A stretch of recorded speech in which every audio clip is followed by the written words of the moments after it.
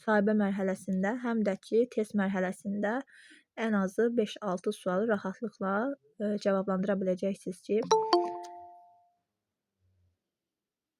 bəli, analiz, müqayisə əslində təfəkkürdə də var, amma sadə riyazi təsəvvürlərdə də riyaziyyat məşğələsi ilə də əlaqələndirib testlərə sala bilirlər. Deməli, müəllimələr, sinifin effektiv idarə olunmasına niyə görə həm müsahibədə, həm testdə bizim qarşımıza daha çox çıxır? Ona görə ki, bu müəllimənin birbaşa olaraq təşkilatçılıq bacarığıdır və müəllimənin əgər təşkilatçılıq bacarığı varsa, deməli, o qrupu effektiv şəkildə idarə etməyi də bacaracaq. İkinci bir məsələ budur ki, müəllimə qrupu effektiv idarə etməklə uşaqlarda şəxsi sosial məsuliyyəti də formalaşdırır. Uşaqlar məsuliyyətli davranış qaydalarını öyrənir. Daha sonra uşaqlar vaxta qənaət edə bilir. Əlavə məsələlərə vaxt ayırmır.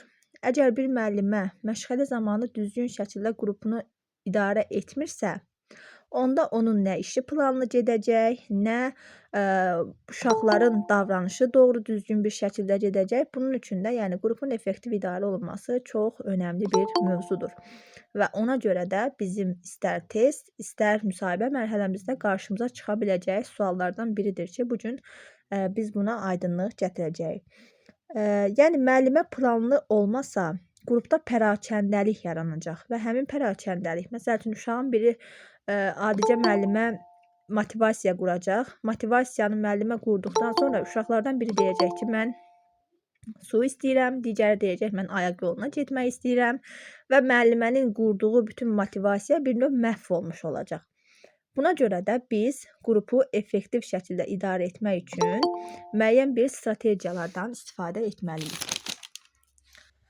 Birinci olaraq biz nə etməliyik? Birinci olaraq biz təhlükəsiz və effektiv təlim mühitini yaratmalıyıq. Bu nə deməkdir? Birincisi bunu qeyd edim ki, təhlükəsiz təlim şəraiti və effektiv təlim mühiti hər ikisi fərqli-fərqli anlayışlardır. Birincisi olaraq təhlükəsiz təlim mühiti budur ki, uşaq bilmədiyi əşyalara toxunmasın. Çünki uşaq bilmədiyi əşyalara toxunduğu zaman müəyyən bir problemlərə gətirib çıxarır. Ən əsası təhlükəsizliyin pozulmasına gətirib çıxarır ki, uşağın bir növ həyatı riskə getmiş olur.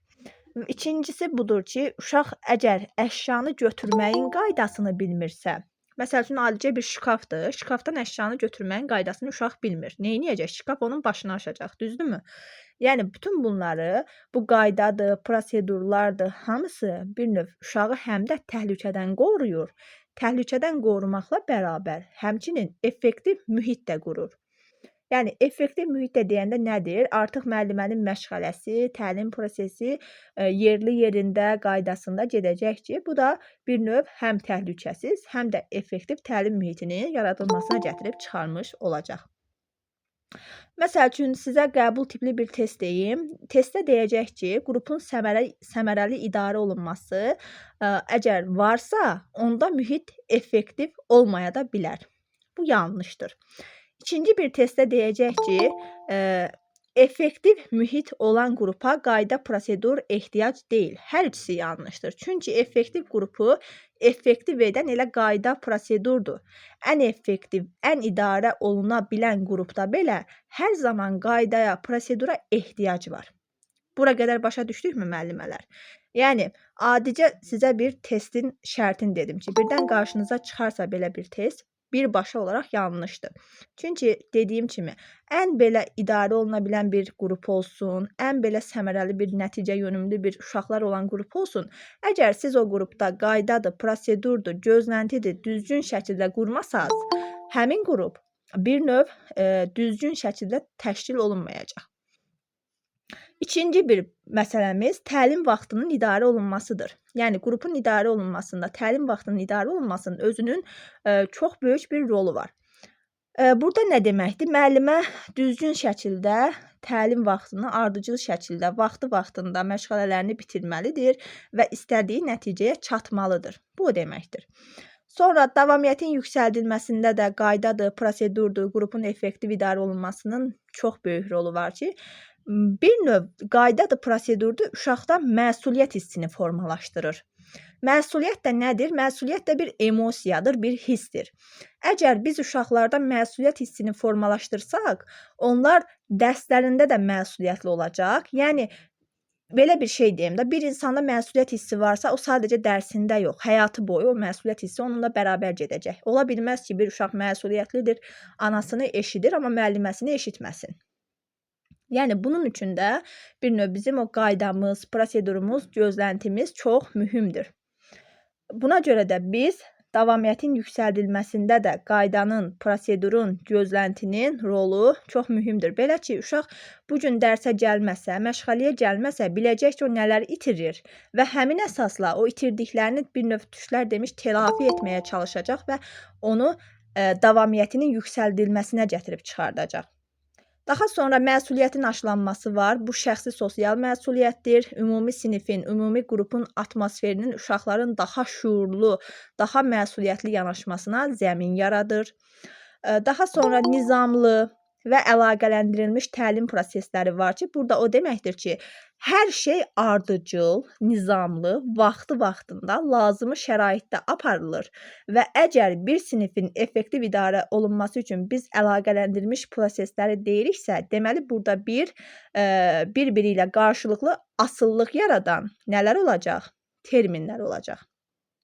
Buna görə də qrupun effektiv idarə olunması bu qədər bizim üçün önəmlidir. Bəs burada nələr var? Burada var gözləntimiz, burada var qaydamız, burada var prosedurumuz və qrup daxili konfliktlərin həlli. Sizə indi deyəcəyim qaydalarla video izaha baxıb bunu təkrar bir şəkildə öyrənsəz, sizə əminliklə deyirəm ki, istər qəbul, istər sertifikasiya, istər müsahibə mərhələsi, yəni bir növ o sizə verilən Əli ilə Vəli dalaşır, nə etmək lazımdır? Ayşənlə Gülşən kukla üstündə bir-biri ilə mübahisə edirlər, nə etmək lazımdır? Və yaxud da Ayşən qrup otağına oyun prosesindən, gəzintidən sonra qayıtmaq istəmir, nə edərsiniz? Və yaxud da Ayşən müəllimə rəngləmək üçün uşaqlara qələm verir, uşaq divarı rəngləyir, nə edərsiniz? Baxın, bunların hamısı müsahibə sualıdır və bunların hamısı müəllimənin təşkilatçılıq bacarığına yönəlik olan suallardır ki, görün bu müəllimə qrupunu effektiv şəkildə necə idarə edə biləcək? Ona görə də bunları bilməyimiz bizim üçün çox mühüm bir məsələdir. Və biz dediyimiz kimi, birdən testdə desək ki, verilənlərdən biri sinifin effektiv idarə olunmasına aid deyil, A bəndində verəcək gözlənti, B-də prosedur, C-də qayda, D-də qrup daxili konfliktin həlli, məsəl üçün Y-də də verir növbətçilik bacarığı. Əlbəttə ki, növbətçilik bacarığının bura heç bir aidiyyatı yoxdur. Çünki növbətçilik bacarığı hansı əsas standarta aid idi? 3.2-yə sadə əmək bacarıqları nümayiş etdirir və növbətçilik birbaşa olaraq əmək bacarıqlarının özünü göstərdiyi üçün bir növ orada uşaq gündəlik işin növbətçisi olduğu üçün onun bura heç bir dəxlisi yoxdur. İndi keçək müəllimələr. Birinci olaraq gözlənti nədir? Gözlənti var, bir mənfi gözlənti var. Bir də var müsbət gözlənti. Mənfi gözlənti ilə heç bir işimiz yoxdur. Çünki orada heç bir dəstəkləyici mühit, heç bir sosial mühit, heç biri qorunmur və biz ən əsası uşaqlara hər zaman müsbət gözlənti qurmalıyıq. Bəs müsbət gözləntini necə qurmalıyıq? Müsbət gözləntini əgər siz uşağa bir növ belə bir şey deyim, hər zaman uşağa inanın. İnanın, onun uğruna inanın.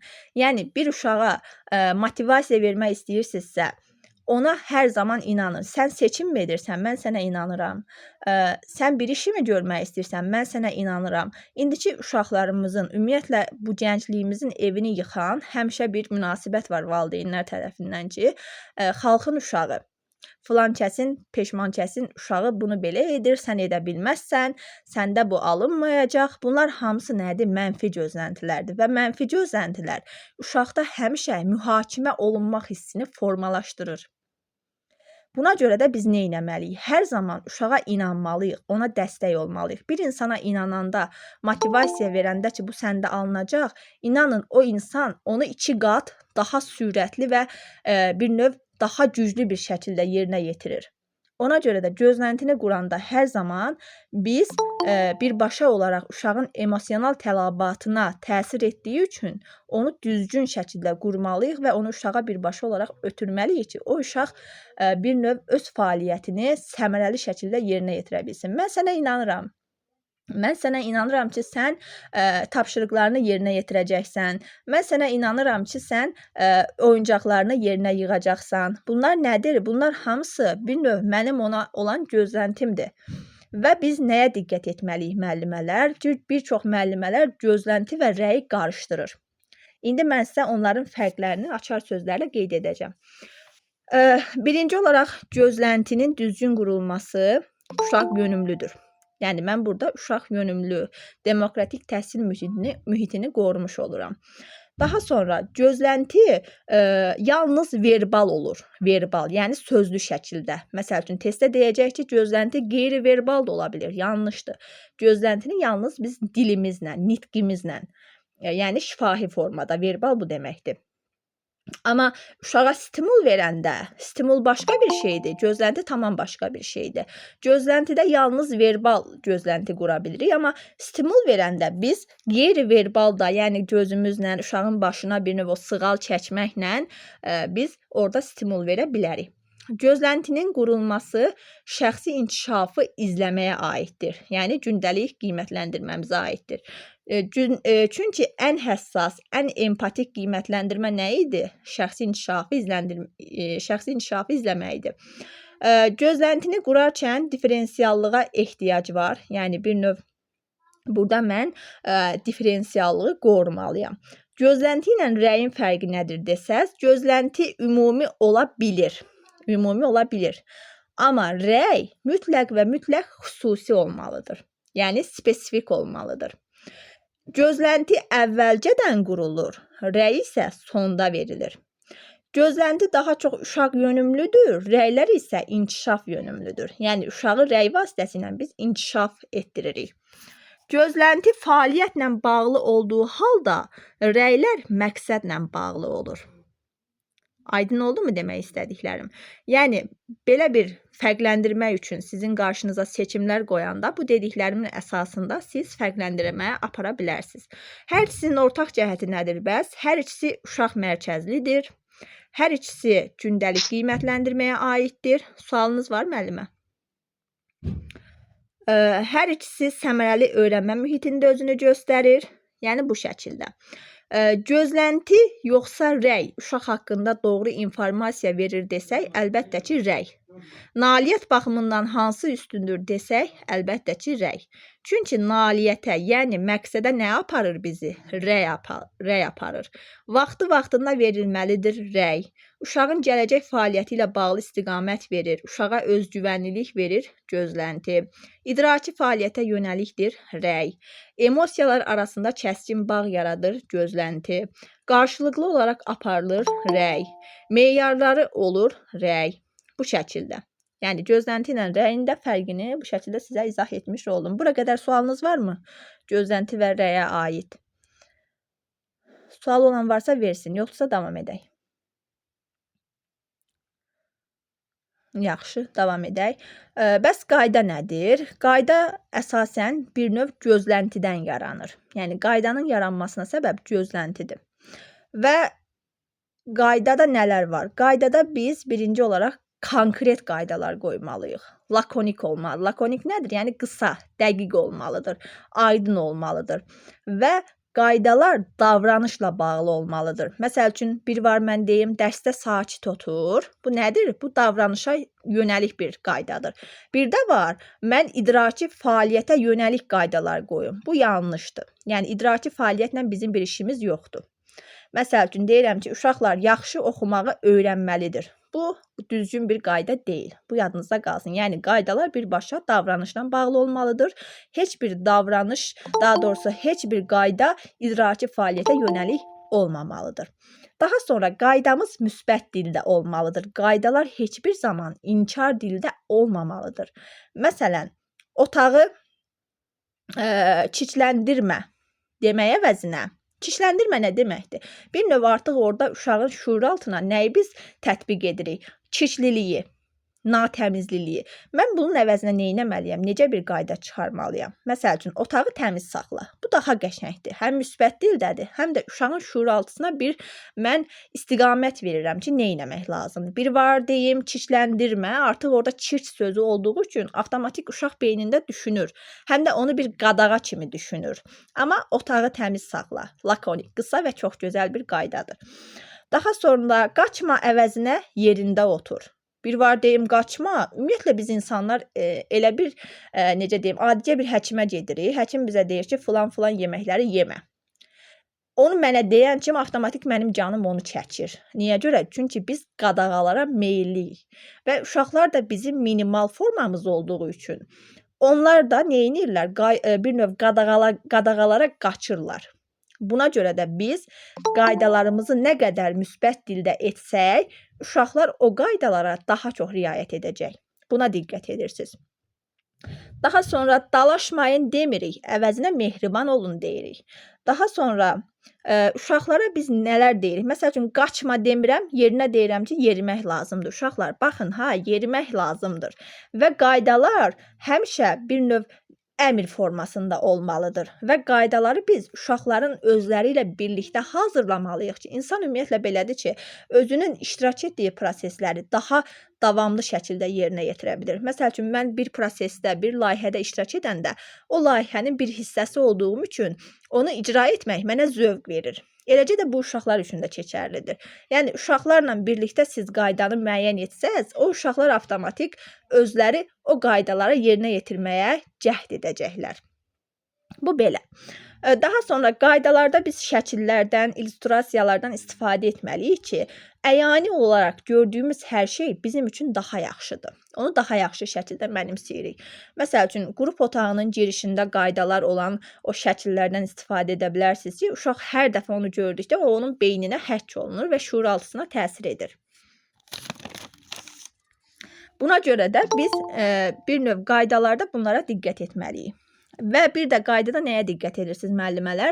Həmişə qaydanı deyəndə çalışın səbəb və nəticə əlaqəsini qura biləsiniz.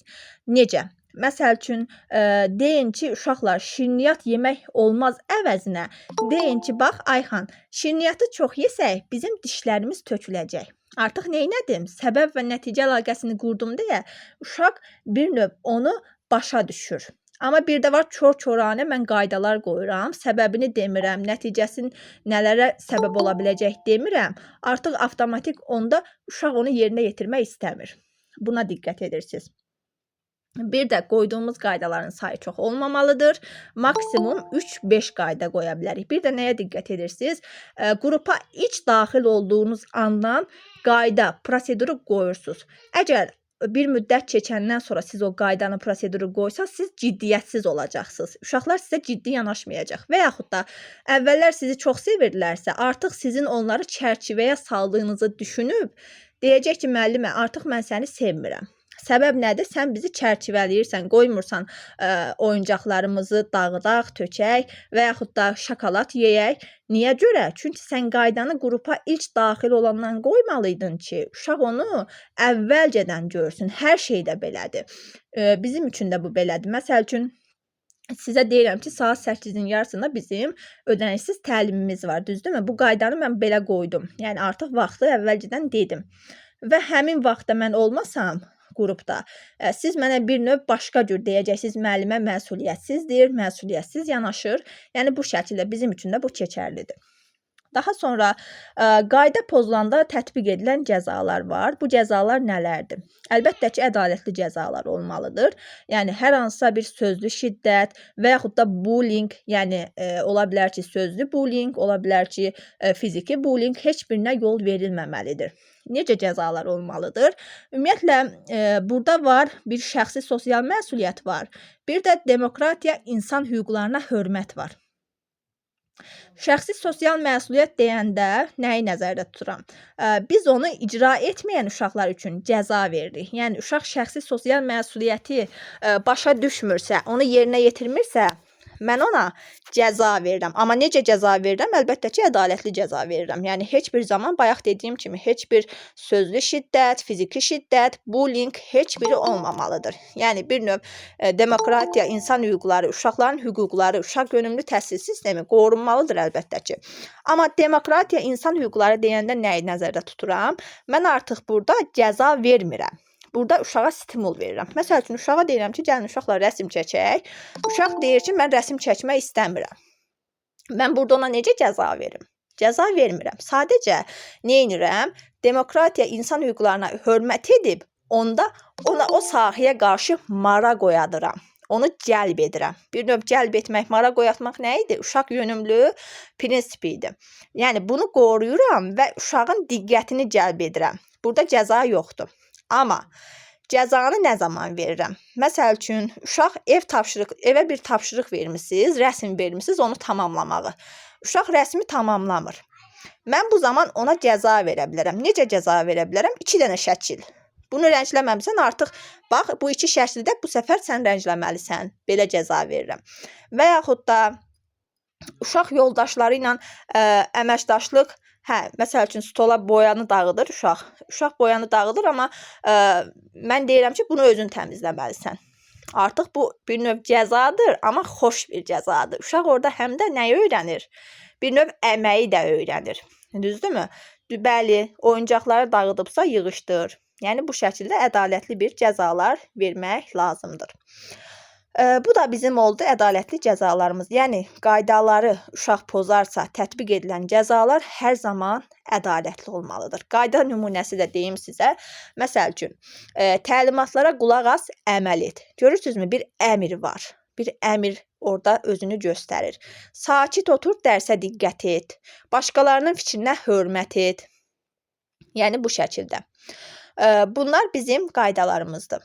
Hər hansısa bir qayda pozulduqda, pozulan qayda ilə onun bərpasına çalışaraq ədalətli cəza verirəm. Neynədim? Pozulmuş qaydanın bərpasına çalışdım. Buna çalışırsınız.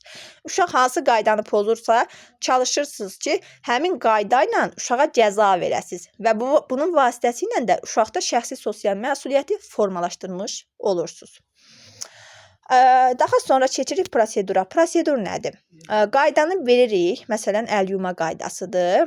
Əl yuma qaydasına uyğun olaraq da əl yuma proseduru yaranır. Bu nə deməkdir?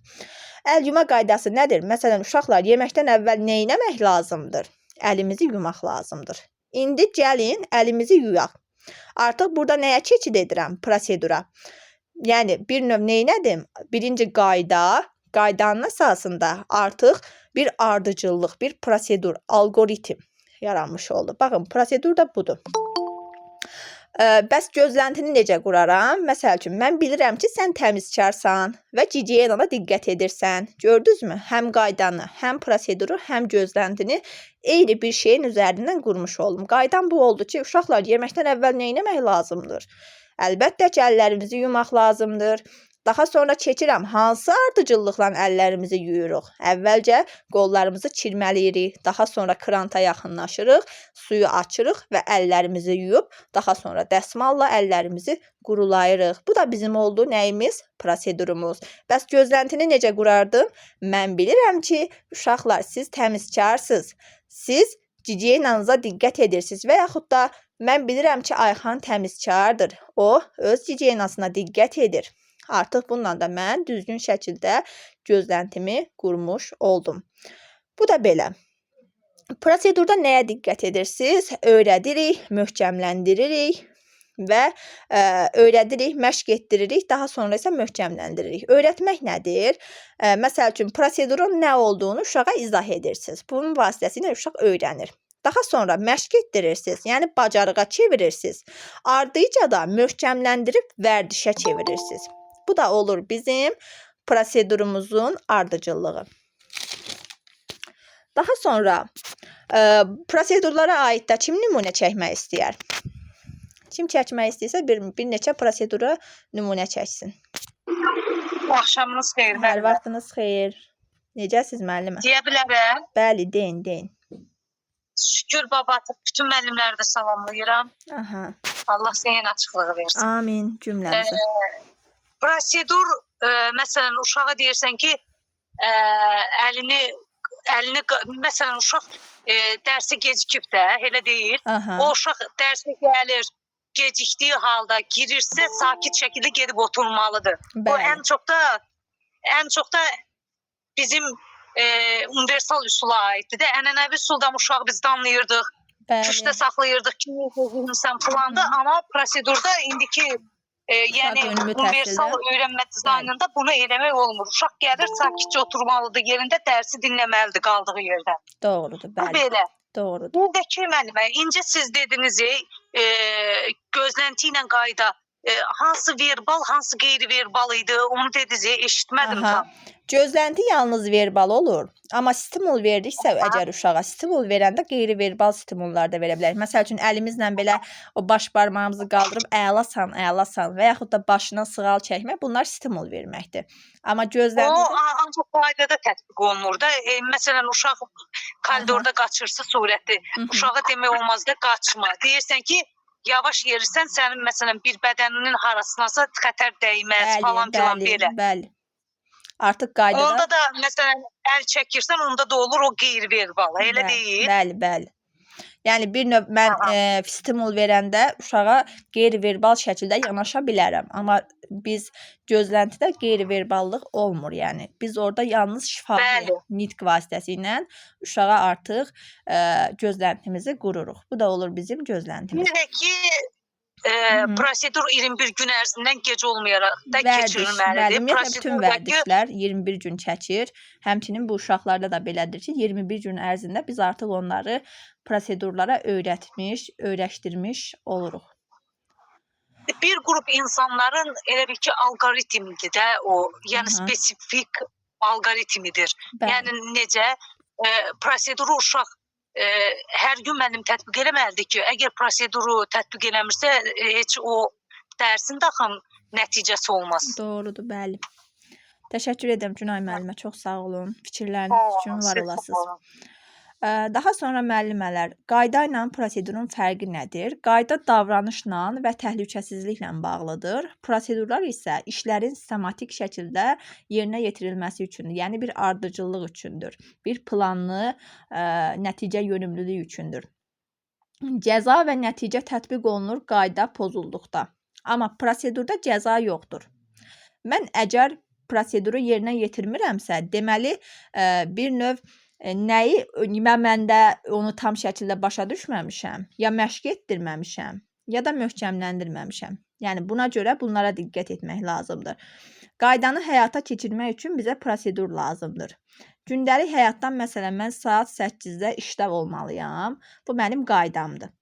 Həmin saatda işdə olmağım üçün etdiyim işlərin ardıcıllığı isə prosedurdur.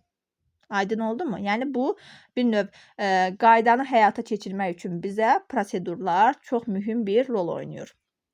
Və prosedurla qayda bir-birindən bir növ bağlantısı olan bir prosesdir. Mən proseduru yerinə yetirirəm və qaydaya bir növ artıq çatmış oluram. Daha sonra qaydada 3-5 qayda kifayətdir, amma prosedurda say məhdudiyyəti yoxdur. Qaydada biz niyə görə 3-5 qayda ilə kifayətlənirik müəllimələr? Çünki uşağa birdən-birə çox qayda qoyanda uşaq neynir? Yorulur. Artıq ən ədalətli qayda belə qoysan, uşaq üçün o bezdiricidir. Buna görə də 3-5 qayda kifayətdir. Gəldik, çatdıq nəyə? Məktəbə qədər təhsildə konfliktlərin həlli və barışıq var. Bu nə deməkdir? Burada bir fikir var. Deyir ki, münaqişələr problemdən çox öyrənmə şəraiti yaradır. Yəni münaqişələr bizdə problemdən daha çox öyrənmə fürsəti kimi qəbul edilməlidir. Bu nə deməkdir? Məsəl üçün qrupunuzda uşaqlar dalaşır. Mən o uşaqların dalaşmasının səbəbini araşdırıram, onun kökünə varıram və onun əsasında da müəyyən bir yollar seçirəm. Və bunun sayəsində də mən artıq öyrənirəm. Uşaqların psixologiyasını öyrənirəm. Uşaqlarla bir növ praktiki cəhətdən məşğul olmağı bacarıram. Və konfliktlərin həllinin bir növ burada konfliktlərin həllində biz konfidensiallıq pozulur. Yəni burada konfidensiallıq saxlanılmır. Nə deməkdir? Məsəl üçün Ayşə ilə Gülşən arasındakı problem bütün sinifdə müzakirəyə çevrilir və bütün sinif bu konfliktdə öz fərziyyələrini, öz versiyalarını irəli sürmək hüququna malikdir. Bu niyə görə belədir? Ola bilər ki, Ayşən daha çox asosialdır. Yəni bir növ o öz fikirlərini ifadə edə bilmir. Və mən buna görə də qrupda şərait yaradıram ki, ona şahid olan uşaqlar Ayşənin əvəzindən həmin münasibətlərini bildirə bilsinlər. Bunun üçün də biz deyirik ki, konfliktlərin həllində konfidensiallıq qorunmur. Bu belədir. Daha sonra biz uşaqlarda problem həll etmək üçün nələrə diqqət etməliyik? Uşaqlar ən çox nəyin üstündə dalaşır? Birinci növbə gözləmir. Məsəl üçün, Ayşən öz növbəsini gözləmir. Bir də gördünüz ki, Ayşənlə Gülşən başlayırlar dalaşmağa. İkinci səbəbimiz, uşaqlar nəyisə bölüşə bilmirlər. Məsəl üçün, bir dənə gəlincik var, Ayşən bir qolundan dartır, Ayxan bir qolundan dartır. Üçüncü tərəfdən, mənim atam mənə maşın oyuncağı aldı, sənin atan sənə almadı. Bu da bir problemli təhsildə bir növ konfliktlərə gətirib çıxara biləcək səbəblərdir. Yəni, niyə görə bunlar baş verir? Çünki uşağın dinləmə bacarığı yoxdur. Gözləmə bacarığı yoxdur. Fikrini çatdırma bacarığı yoxdur. Səbəb qurma bacarığı yoxdur və izahı heç yoxdur. Əlbəttə ki, bunların hamısı konflikt üçün zəmin yaradır. Və deməli, müxtəlif problemləri, müxtəlif həll yolları ilə biz həll etməyi bacarmalıyıq. Bəs bu həll yolları hansılardır? Ona diqqət edək. Birinci olaraq, müəllimələr, uşaqlara növbə sistemini tətbiq edirsiniz. Növbə sistemi nə deməkdir? Püşk atırsınız. Ən gözəl yöntəmlərdən biridir. Bunu mən öz evimizdə də uşaqlar arasında birdən konflikt baş verəndə istifadə edirəm. Püşk atıram. Məsəl üçün, kim birinci oyuncaqla oynayacaq? Və bu püşkü atanda nə edirəm? Bir üzünə, məsəl üçün, bu üzü düşsə, əli oynayacaq. Digər üzü düşsə, damla oynayacaq. Bir növ burada bir əyləncəli situasiya yaradıram və əyləncə olan yerdə uşaq daha maraqlı olur. Məsələn, uşaqlar bu dəfə bu üzü düşdü, əlinin haqqı yarandı. İkinci dəfə atırıq, bu dəfə də damlanın haqqı yarandı. Gəlin görək sonuncuda kimin haqqı yaranacaq? Artıq üçüncünü atıram, yenə əlinin haqqı yarandı və deyirəm, onda deməli, damla birinci icazə verək əli oynasın, ardıca isə sən oynayarsan. Artıq bunun sayəsində uşaqda növbə anlayışı, növbənin vacibliyi haqqında məlumat formalaşacaq. Bu birinci. Konfliktin birinci üsulu növbə sisteminin tətbiqidir. Onu da biz püşk atmaqla yerinə yetiririk. İkinci, timer istifadəsi. Timerin tətbiqi. Bu nə deməkdir? Məsələn, bir dənə oyuncaq var, 2 dənə uşağımız var. Yenə əli ilə damla olsun, dalaşırlar ikisi bir oyuncaq üstündə. Adi vaxtda amma görsə ki, heç oyuncaq onların diqqətini cəlb etmir. İndi nə var? Damla oyuncağa əl atıb, əli də oyuncağı istəyir. Nə etməliyəm? Qum saatından istifadə edəcəm. Və deyəcəm ki, qum saatı bitənə qədər damla oynasın həmin oyuncaqla. Sonra isə həmin oyuncağı təhvil versin əliyə. O qədər effektivdir ki, yəni həqiqətən artıq bir növ onda da yenə uşaqda o növbəni gözləmək bacarığı formalaşır ki, onun sayəsində də uşaqlarda konfliktlərin azalması, o problemlərin azalmasına gətirib çıxardır. Ona görə timerdən mütləq bağçada da istifadə etməyiniz çox gözəl bir üsuldur. Daha sonra paylaşma və birlikdə oynama tətbiqi. Bunu ən çox necə edə bilərsiniz? Görürsünüz ki, 2 uşaq dalaşır, düzdürmü? Ən çox bizim üçün, əməkdaşlıq üçün, uşaqların ünsiyyəti üçün olan bir fəaliyyət mərkəzimiz var. Bu konstruktor cuşəsidir. Həmin o konstruktor cuşəsinə uşaqları bərabər şəkildə deyirsiniz ki, gəlin birlikdə ev quraq. Artıq orada uşaqlar bir növ paylaşmağı, birlikdə oynamağı bacaracaqlar. Çünki orada artıq ikisi bir fəaliyyətə keçid edəcək. Bir növ orada əməkdaşlıq onlarda formalaşacaq. Birlikdə o sosiallaşma gedəcək. Bu da belə. Ümumiyyətlə, uşaqlar əsəbləşəndə nə edir? Ən çox bu 3 yaş böhranı dövründə uşaq əsəbləşir, nə varsa əlindəkini yerə atır. Məndən qabağa niyə görə mənim köklü sokumu açdın? Köklü sok yerlə bir olur və yaxud da niyə görə məndən qabaq sən mənim şokoladımı açdın? Şokolad buradan o yana tərəf atılır. Daha sonra başqa, yəni uşaq artıq nə edir bunun vasitəsilə? Bir növ o içindəki o necə deyim, neqativi çölə atmış olur. Bunun üçün də biz nələrə diqqət etməliyik? Bu zaman müəllimələr birinci vəziyyətə sakit yanaşmalıdır. Yəni sakit bir şəkildə hay-harayla sən niyə bunu belə etdin, sən niyə bunu belə atdın? Bu şəkildə yanaşmaq düzgün bir yanaşma deyil. Sakit şəkildə yanaşırsınız və uşaqlara bir növ neynirsiniz? Proaktiv müəllim kimi. Proaktiv müəllim necə müəllimdir? Tədbirli, planı əvvəlcədən olan müəllimdir. Bir var provaktiv. Provaktiv mübahisəli sualdır. Bir də var produktiv. Produktivdə nəticə yönümlülük deməkdir. Bu üçü p ilə başlayır deyə bir çox müəllimələr qarışdırır. Yadınızda belə qalsın. Harda proaktiv öncədən tədbirli olan müəllimədir. Produktiv nəticə yönümlüdür. Proaktiv isə mübahisəli sual deməkdir. Proaktiv müəllim də nə edəcək? Vəziyyətə sakit yanaşacaq, uşağın hisslərini qəbul edəcək. Sakit yanaşmaq nə deməkdir? Məsəl üçün, müəllimə deyir, uşaqlar nə baş verir? Deyin görüm. Sonra keçirik, problem həll etmə ardıcıllığımız var bizim. Məsəl üçün, layihə əsaslı təlim modelində də bunu ödənişli dərslərimdə qeyd etmişdim. Burada da qeyd edim. Məsəl üçün, nə edirik? Birinci olaraq biz problemin kökünü müəyyən edirik. Məsəl üçün, problemin kökünü müəyyən etdikdən sonra biz ona uyğun plan hazırlayırıq. Sonra planı həyata keçiririk və sonda planın nəticəsini yoxlayırıq. Biz indi burada da birinci nə etməliyik? Problemin kökünü müəyyən edirik. Məsəl üçün, Aysel ilə Nicar dalaşır. Deyirəm, Aysel, Nicar nə baş verir? Danışın görək. Neynədim? Problemin kökünü müəyyənləşdirmək üçün bir addım atdım.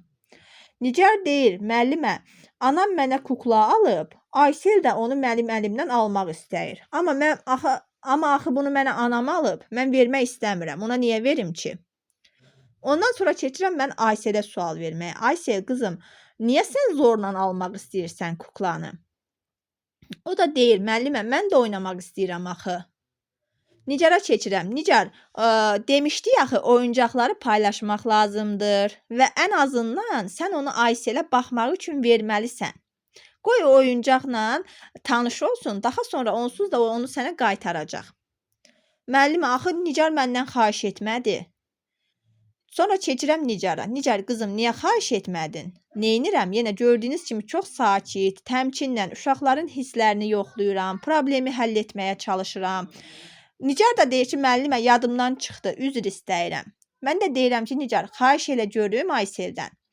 Artıq Nicar neynir? Ayseldən xahiş edir və Aysel oyuncağını onunla paylaşır. Əla, deməli neynədik? Biz məsələni çox gözəl bir şəkildə bir müəllimə bunu artıq necə etdi? Sakit yanaşdı. Hər iki tərəfinin özünü əsaslandırması üçün şərait yaratdı. Doğrudurmu? Yəni, bunun vasitəsilə mən artıq uşaqları mühakimə etmədim. Onlara qarşı sərt bir çıxış, sözlü bir şiddət uygulamadım və bu əsasda onların problemini həll etmiş oldum. Sualınız var, müəllimə?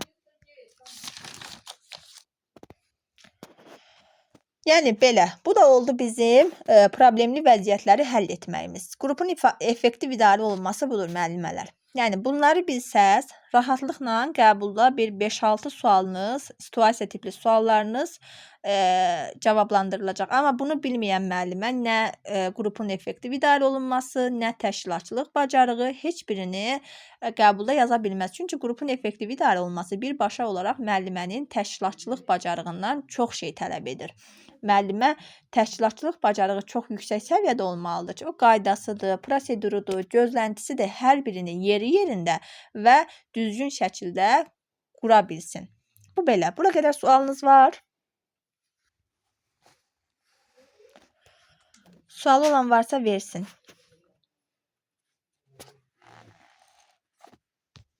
Yoxdur sualınız, müəllimələr. Yaxşı. Təşəkkür edirəm kifayət müəllimə.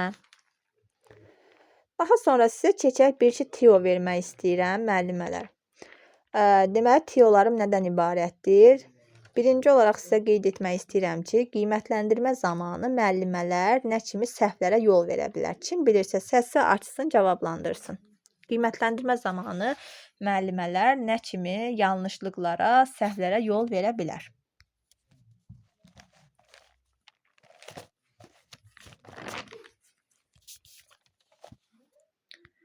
Bilən müəllimə varsa səsi açsın, cavablandırsın zəhmət olmasa. Bəli, qiymətləndirməni ümumi edə bilər, uşağın şəxsini qiymətləndirə bilər. Aha, daha sonra başqa. Məsəl üçün qiymətləndirməni vaxtında yox, düzdürmü? 3 aydan bir rublik qiymətləndirməmiz var. Onu aparmaqla kifayət bilə bilər. Uşağın özünün nəticəsi ilə yox, başqa bir uşaqla müqayisə edə bilər. Uşaqla müqayisə edə bilər. Bəli, bunlar hamısı qiymətləndirmə zamanı edilən səhvlərdir. Bəs qiymətləndirmənin mənfi cəhəti nə olar, müsbət cəhəti nə olar? Deyim müəllimə. Buyurun. Əgər bir uşağı qiymətləndirəndə başqa uşaqla müqayisə edərsənsə, o mənfi cəhətdir.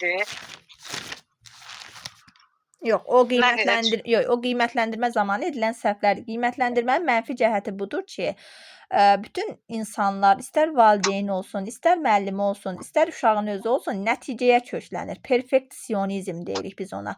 Yəni hamı mükəmməlliyətçiliyə köklənir. Artıq uşağın nəyi öyrəndiyi, necə öyrəndiyi yox, sırf olaraq nəticəsi ilə maraqlanmaq. Bu qiymətləndirmənin mənfi tərəfidir. Nəticə yaxşı bir şeydir. Nəticə yönümlülük də yaxşı bir şeydir. Amma nəticəyə köklənmək yaxşı bir şey deyil. Bu belə.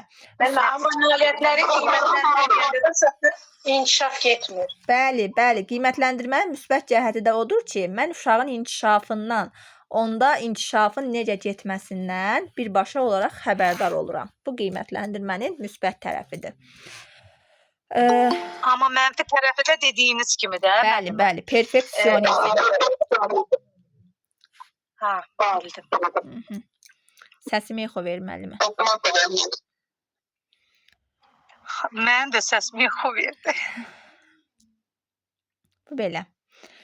Daha sonra Nicat Mustafazadə yazılan profil. Gəlin sizlə də. Mənim səsim exo verir. Yox, indi normaldır. Mən deyə bilərəm, qiymətləndirmə, müsbət, mənfi. Deyin.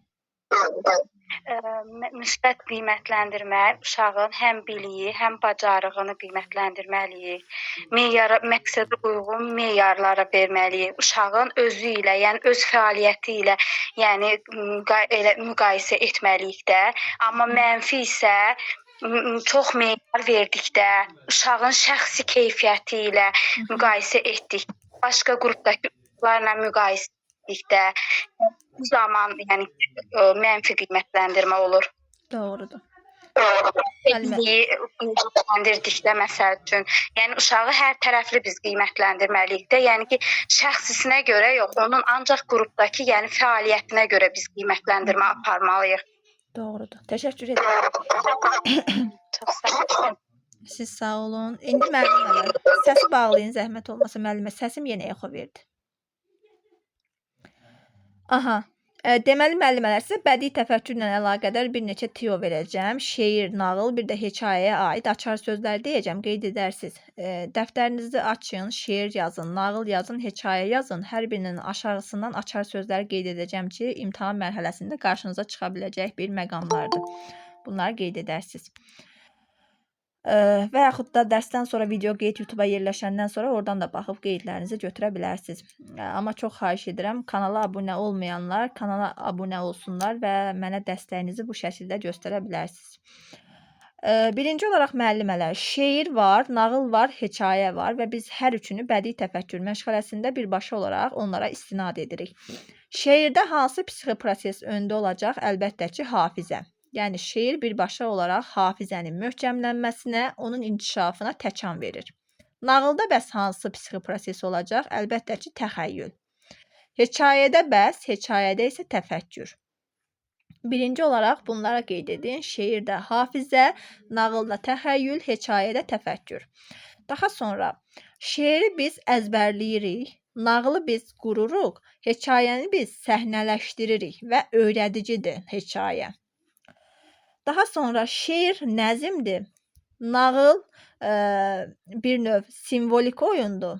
Yəni nağıl qurulur və nağıl simvolik oyuna əsaslanır. Həmçinin biz nağılı sujetin rollu oyunlarda da canlandırma vasitəsilə istifadə edə bilərik.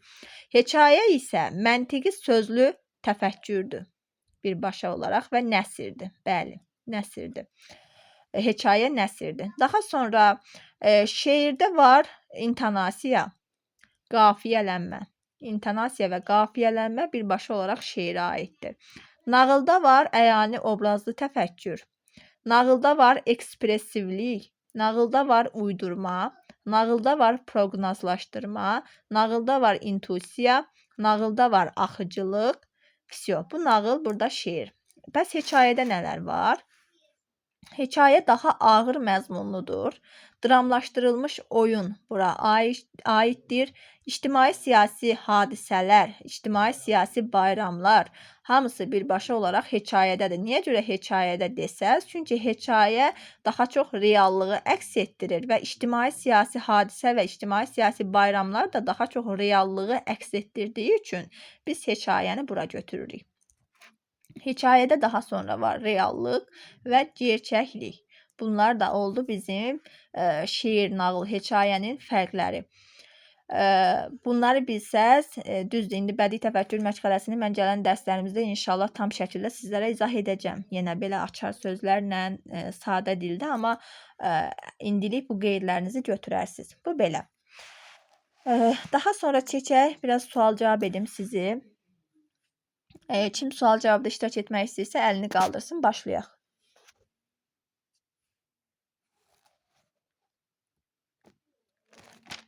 Yoxdur sual-cavabda iştirak etmək istəyən. Əlimi qaldırmaq. Hər vaxtınız xeyir. Hansı mövzudan müəllimə? Ümumi. Bədii fəaliyyət haqqında danışa bilərsiniz müəllimə. Bədii fəaliyyət nədir? Bədii fəaliyyət, bədii təfəkkür, uşaqlarda nitq inkişafı, yəni bədimdə nitqin inkişaf etdirilməsi üzərində gedir. Yox, Sonra bədii metod təfəkkürdür. yollanma. Bədii təfəkkürdür o. Siz deyin, mən dedim bədii fəaliyyət. Bədii fəaliyyət hansı əsas standartda öz əksini tapır? Məncə səhnələşdirməniz adı deyirsiniz müəllimə siz. Aha. Uşaq sujetli rollu oynayır, Mhm. dramlaşdırılmış bir nəysə oynayır. Onlara aiddir o. Məsəl üçün yapmanın özü bədii fəaliyyət deyil. Yapmadır. Ha, estetik yaradıcı Təsvir inkişaf incəsənət. sahəsi 3.1. Estetik inkişaf sahəsi. Bəli, estetik yaradıcının birinci əsas standartı olan sadə bədii yaradıcılıq bacarıqlar nümayiş etdirir. Birbaşa olaraq bədii fəaliyyətdir, düzdürmü? Bəli. Aha, və bədii fəaliyyətin əsasında da bədii təfəkkür formalaşır, yadınızda qalsın. Yəni bədii fəaliyyət olmasa bədii təfəkkür formalaşmır.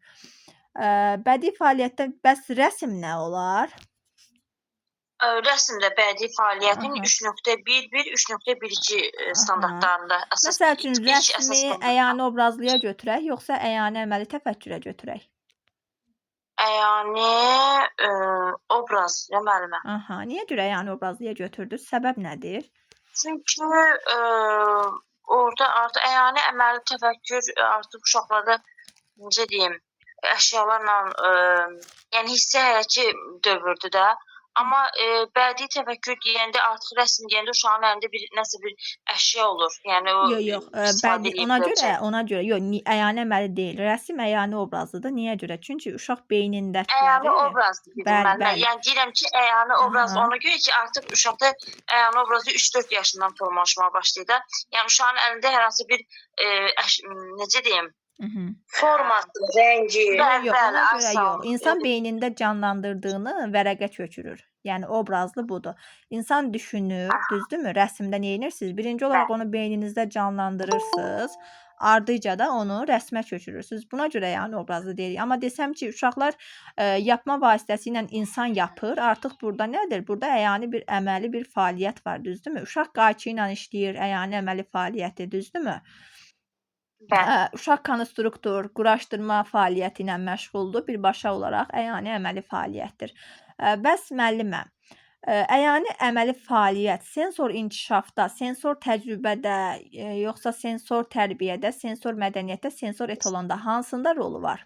Əyani əməli fəaliyyət. Sensor təcrübədə. Əla. Aha. Bəs əyani obrazlının? Bəs əyani obrazlının? Yəni o artıq o 3-4 yaşdan formalaşmağa başlayır. Aha, nədə rol olar? Sensor inkişafda nədə rol olar əyani obraz? Mədəniyyətdən başlayır. 3-4 yaşdan formalaşmağa başlayır artıq. Yox. Sensor etalonda. Birbaşa olaraq, Etalon, hə. bəli, əyani obrazlı birbaşa etalon olaraq forma. sensor etalonda öz əksini tapır. Bəs sensor tərbiyə nə idi müəllimə?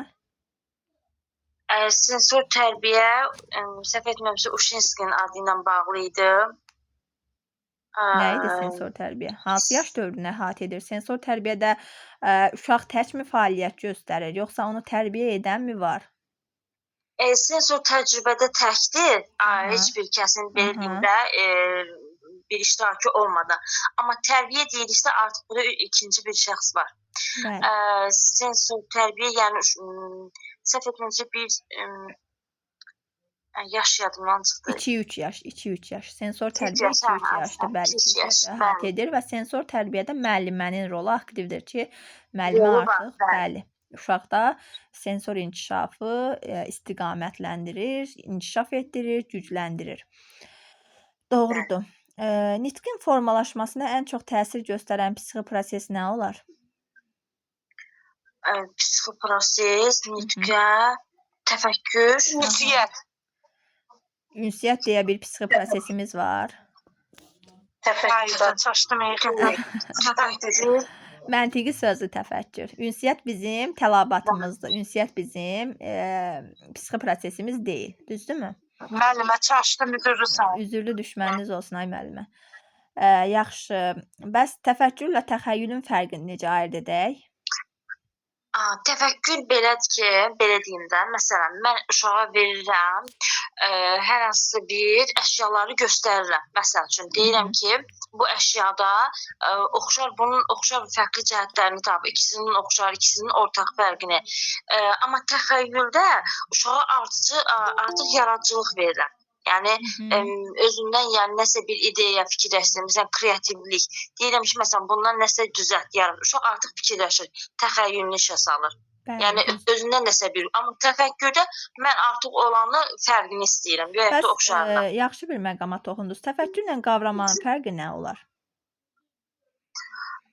Təfəkkürlə qavrama? Qavramada? Yaxşı toxundunuz. Müəllim, qavramada yaddaşdır da, təfəkkür elə qavrama.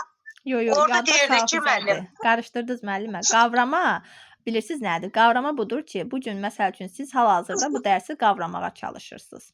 Düzdürmü?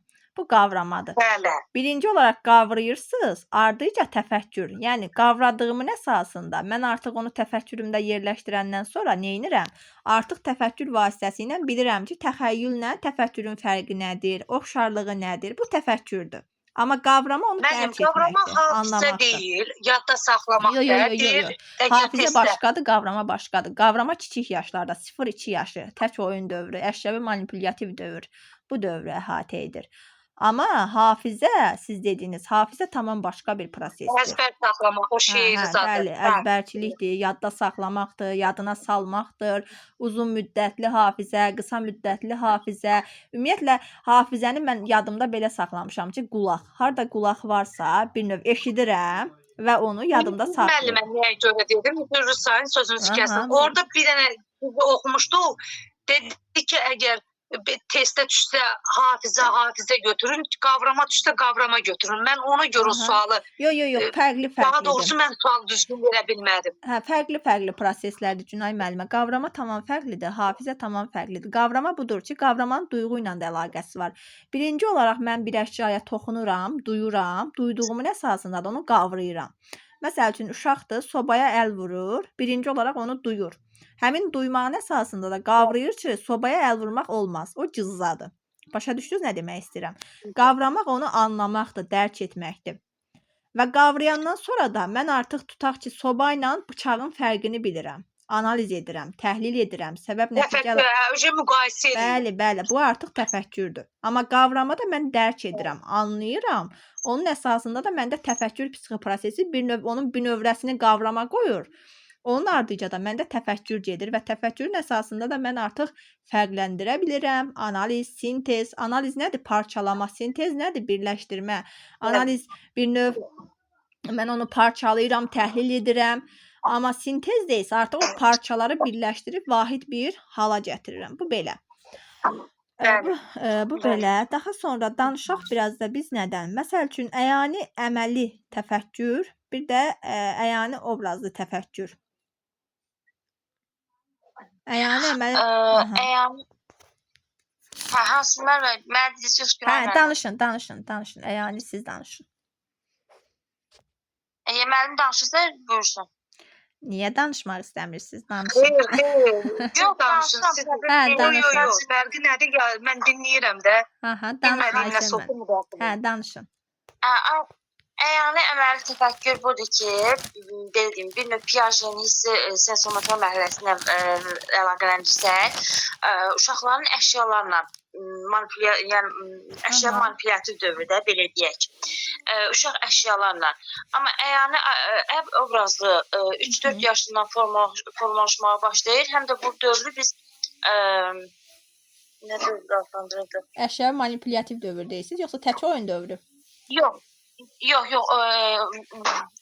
əşya obrazlı. Əyani obrazlını müəllimə 3-4 yaşı deyir də, əyani obrazlı təfəkkürü deyir. Yaxşı, müəllimə, bir dənə də mənə bir şey deyin, ondan sonra sizə sağ ol deyim. Nitqlə məntiqi sözlü təfəkkürün fərqi nə olar? Nitqlə, necə müəllim? Nitqlə məntiqi sözlü təfəkkürün fərqi nə olar? Məntiqi sözlü təfəkkürdə artıq uşaq yəni fikirləri məntiqli olur da müəllimə, yəni digər dövrlərə nisbətən. Bəs nitqdə necə olur? Yəni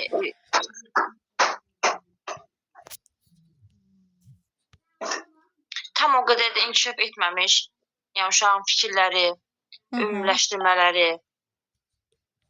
Onda belə deyim müəllimə. Nitq ünsiyyət üçün istifadə edirik, düzdürmü? Amma məntiqi sözlü təfəkkürü isə düşüncə prosesidir. Yəni nitqdən ünsiyyət kimi istifadə edirsən, amma məntiqi sözlüdən düşüncənin dilə gətirilməsi üçün istifadə edirsiniz. Aydın oldu demək istədim. Daha orada məntiqi təhlil eləyirsən, müqayisə eləyirsən, fikrini bildirirsən. Məsəl üçün deyirəm ki, bu masadır, bu nitqdir. Bir də var deyirəm ki, biz masanın üstünə yemək qoyuruq, masada yemək yeyirik. Artıq bu məntiqi sözlüdür. Çünki onun məntiqini bildim. Bildim ki, masadan nə üçün istifadə edirik. Artıq bu məntiqi sözlü təfəkkürdür. Yəni bir növ məntiqi əlaqələr qururam. Aydın oldu demək istədim. Bu artıq məntiqi sözlü təfəkkürdür. Amma nitqdə isə sadəcə danışıq olur. Sadəcə danışıram, ünsiyyətdə oluram. Məntiq olmur. Ona görə də məntiqi sözlü təfəkkür erkən yaşda inkişaf etmir. Amma nitq artıq erkən yaşdan başlayaraq inkişaf edir. Məsəl üçün, məntiqi sözlü təfəkkürü hansı yaş dövrünə demişdik? 5-7 yaşa. Yəni məktəb yaşına təsadüf edir. Məktəbə hazırlıq qrupundan da, yəni olur 5-6 yaşdan. Bəli, artıq o yaş dövrünə təsadüf edir ki, məntiqi sözlü təfəkkür artıq burada uşaqlar məntiqi şəkildə əlaqələr qurur. Bir növ o sosial standartlaşmış nitq dövrü deyirik. Həmin dövrdə uşaq nə edir? Artıq sözünün, fikrinin ardıcıllığını düzgün şəkildə qura bilir. Artıq düzgün şəkildə məntiqi əlaqələrlə cümləsini tamamlaya bilir. Yəni bütün bunların hamısı ona görə də 5-7 yaşda əsasdır. Bu belə. Təşəkkür edirəm müəllimə. Çox sağ olun. Siz də sağ olun müəllimə. Çox sağ olun. Aha. Əlavə sual olan varsa versin müəllimələr. Dərsə girməliyəm. Bir də ümumi olaraq burada... Aha, verin, buyurun. Sual verə bilərəm. Buyurun. Deməli, müəllimə, deyir uşaqların təhlükəsizliyini və sağlamlığın qorunmasında. Sağ olun. Çox sağ olun, var olun. Sağ olun.